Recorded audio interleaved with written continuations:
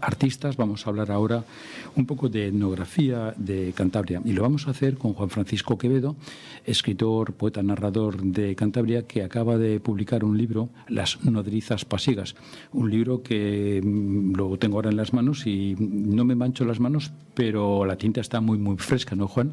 Sí, acaba de salir ahora para la Feria del Libro de Torrelavega y esta semana ya se empieza a distribuir a alguna librería y demás, o sea que está recién salido del horno. No me mancho las manos de tinta, pero sí conserva todavía ese olor de los libros que acaban de salir de la imprenta.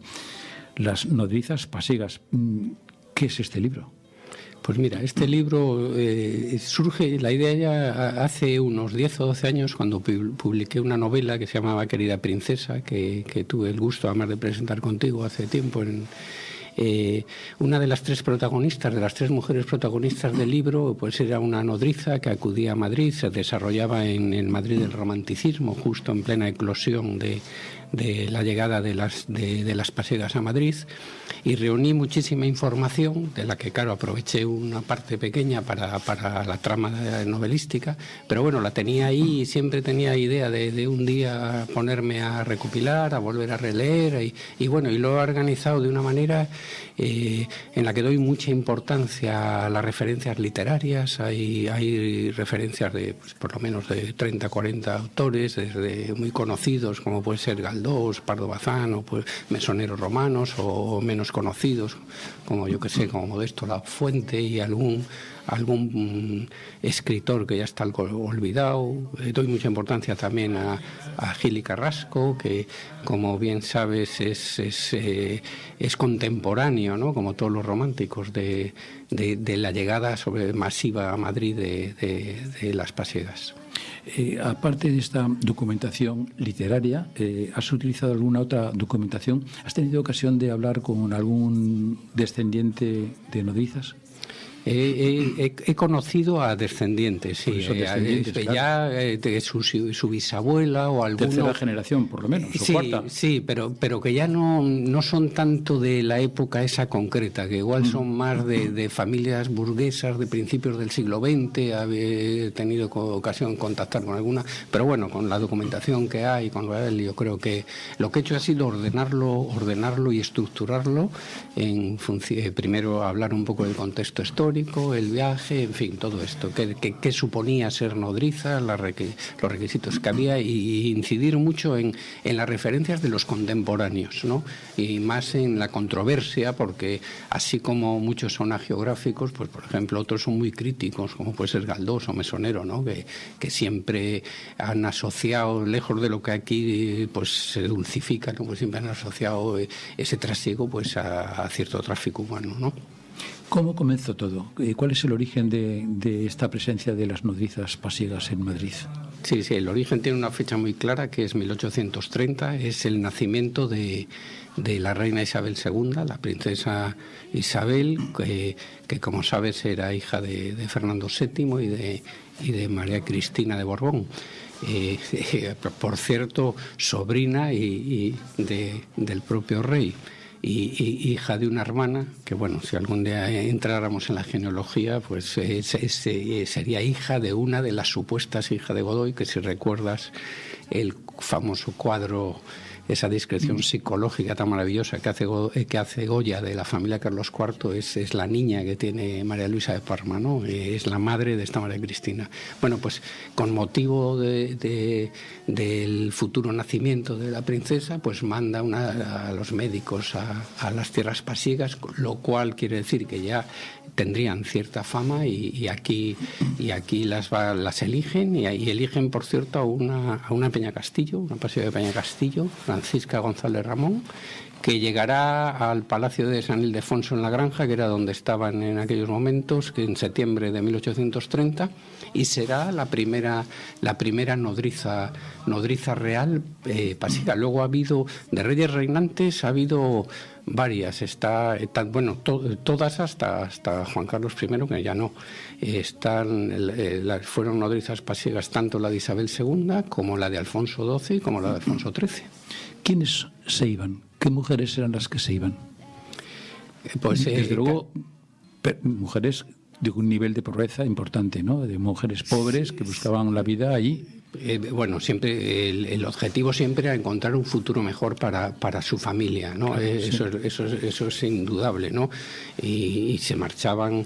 Al principio iban, y las que ya iban colocadas, iban a grandes familias, la verdad es que tuvieron cierta suerte. El problema más grave vendrá después, cuando al reclamo de estas, que cuando regresan a su tierra ven cómo medran, cómo crecen, cómo vuelven con un capital, con una serie de ventajas que si quieres luego te comento, sobre todo cuando están trabajando para la alta nobleza y demás, porque además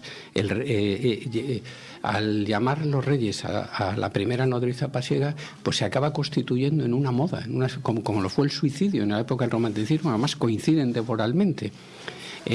Entonces era como un signo de distinción para las clases burguesas, para la alta nobleza, y tener una nodriza y además al traje vistoso que ya ellas tenían, pues le metían pues por ejemplo botonaduras de plata, racadas de plata también, con corales, con tal, y las sacaban a pasear con esos trajes. Y bueno, ahí tener una nodriza pasiega, además hay muchas referencias, pues, como está la de Gautier en 1840 en el viaje a España, donde hace referencia perfecta a cómo... Y luego también fue muy fundamental para que recurrieran a ellas, que a los pasiegos se les tenía como un pueblo que había estado aislado, que no había tenido contaminación sanguínea ni por parte de moros ni por parte de judíos. Tú sabes, ya sé que luego raza pura, ¿no? Entonces una raza lo sí, más pura. Luego hay teorías que si se llegan a conocer entonces, pues probablemente no les hubieran llamado.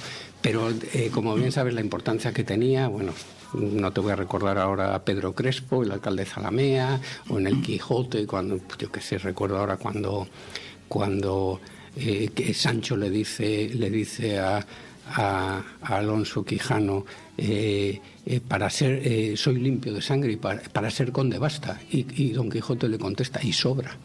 O sea, que era muy importante. Además había la creencia de que a través de la leche materna se transmitían no solo características y se transmitían características morales, es decir, que si estaban contaminadas pero luego también características nerviosas. Y hay una cosa muy curiosa que históricamente, por ejemplo, el hijo mayor de Carlos III, que Felipe, se quedó en Nápoles porque era deficiente y tenía ataques y demás, y siempre se atribuyó a que la nodriza era malhumorada, tuvo disgustos. Entonces a las pasiegas eso se va transmitiendo, parece que no, y más en aquellos años entre las clases altas y sobre todo en lo que está próximo a la realeza.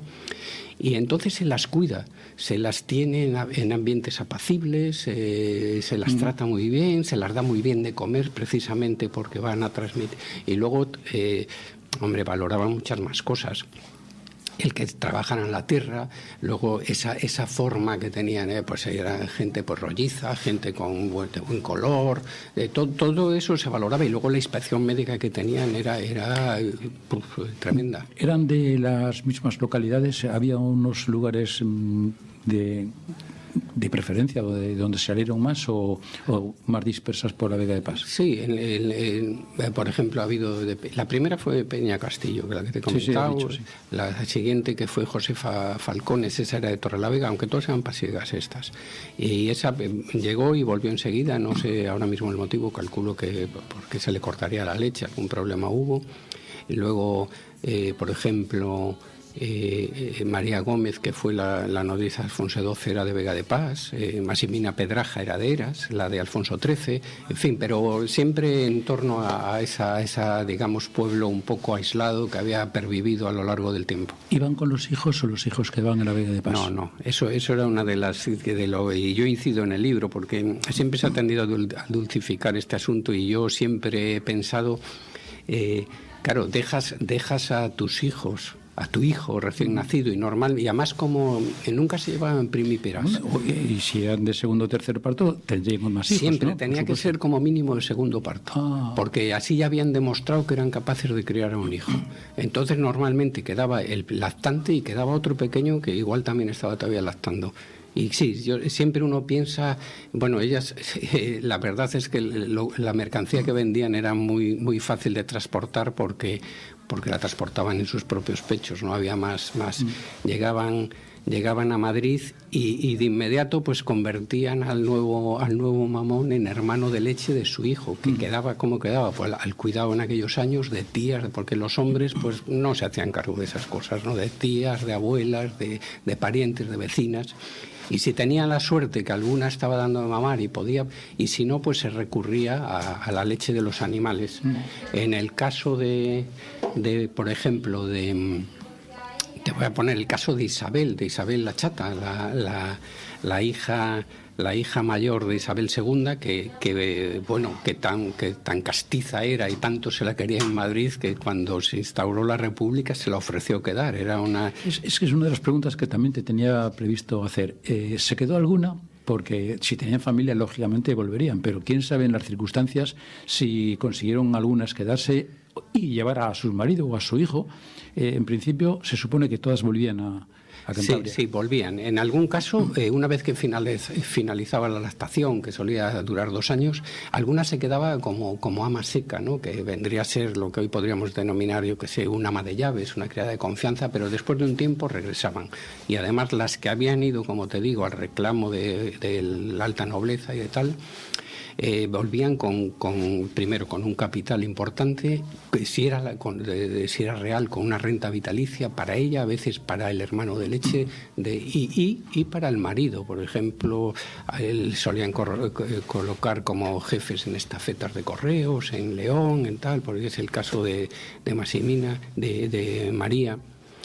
Y bueno, la verdad es que volvían con muchísimas ventajas, y una cuando estaba en manos de los contratantes, ¿no? Que era cuando pertenecían sobre todo a la alta nobleza era la exención del servicio militar de los hijos varones. Eso es muy importante para el mundo del trabajo en el campo y seguir trabajando en casa, claro. Y estamos hablando quiénes iban a los conflictos del Rif, quiénes iban a los conflictos de Cuba, que todas las guerras coloniales que España tenía abierta, pues iban los que no podían pagar por dejar de ir, porque era la única manera de librar del servicio militar y se contemplaba. Si tú pagabas a otro, ¿sabes quiénes iban? Las clases más desfavorecidas. Entonces no era baladí que libraran a sus hijos varones de acudir al servicio militar, y una de las peticiones que hacían. Te estoy hablando siempre de esta primera remesa que llegó. Luego el reclamo de ellas van a malvivir en Madrid, en la Plaza de Santa Cruz, y allí van a estar pues a la espera de que las contraten, a pasar los servicios médicos que había, porque en aquellos casos la sífilis estaba muy extendida.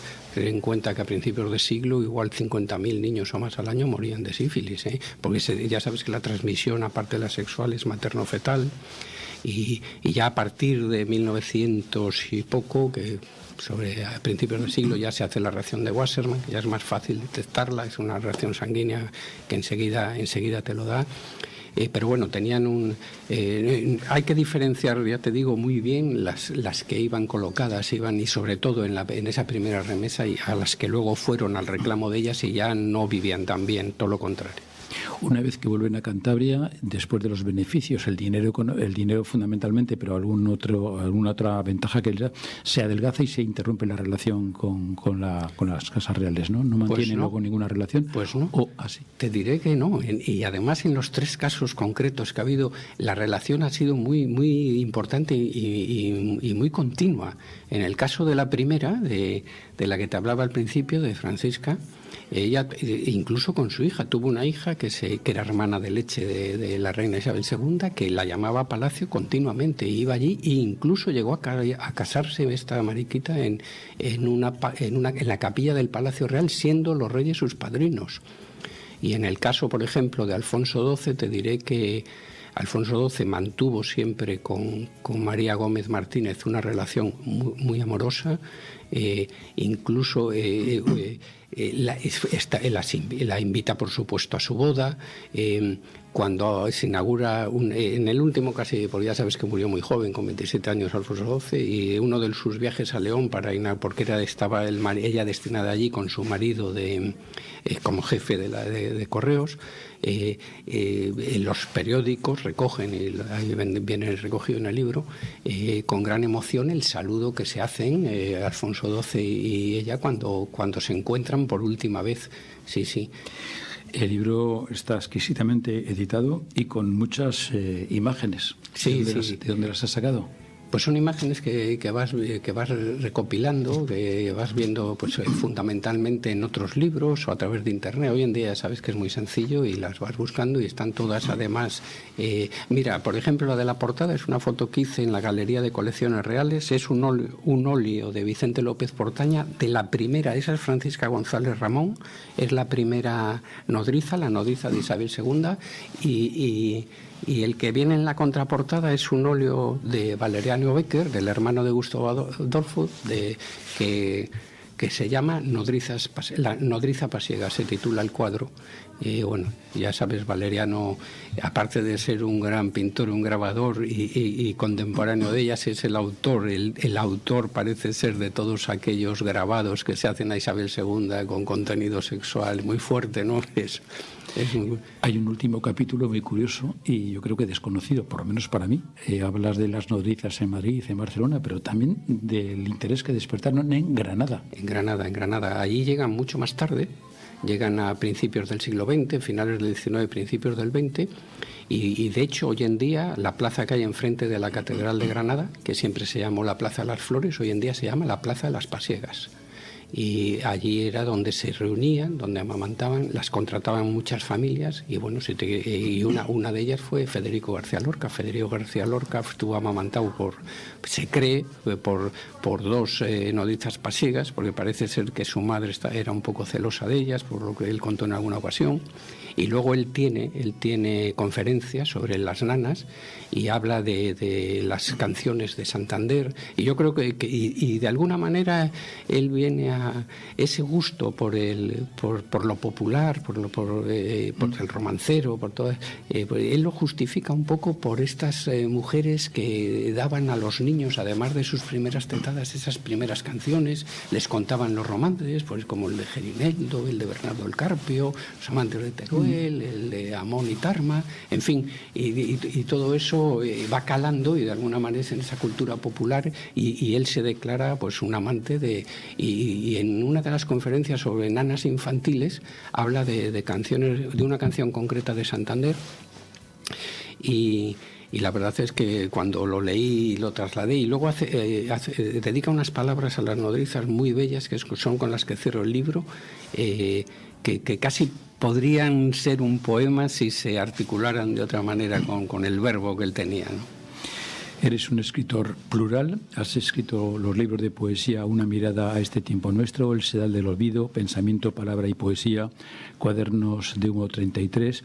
Has escrito las novelas Ana en el mes de julio, Querida princesa, El misterio de la puerta de Bielba, una novela de misterio preciosa, pero también te has acercado a la biografía de artistas como Pedro Sobrado, historiadores como José Simón Cabarga, de la historia de Santander, y también de Ana Pombo. Y, por cierto, también otros temas un poco también distintos o fuera de este ámbito, como es el de los ingenios de la fundición de La Cavada. Con tanta pluralidad, ¿qué estás preparando? Bueno, tengo ahí siempre en la recámara alguna cosa, no sé, que tal vez sea una novela lo siguiente, que ya está muy avanzada, probablemente, pero ya sabes estas cosas que es mejor no mentarlas demasiado por si acaso luego se frustra todo, pero sí, en principio probablemente será una novela. Pues Juan, gracias por estar en los estudios de Arco FM. Enhorabuena por este libro más que interesante, Las nodrizas pasiegas. Y nada, que tengas un buen día. De verdad, encantado de que estés aquí en el programa. Muchas gracias a ti, Luis, como siempre.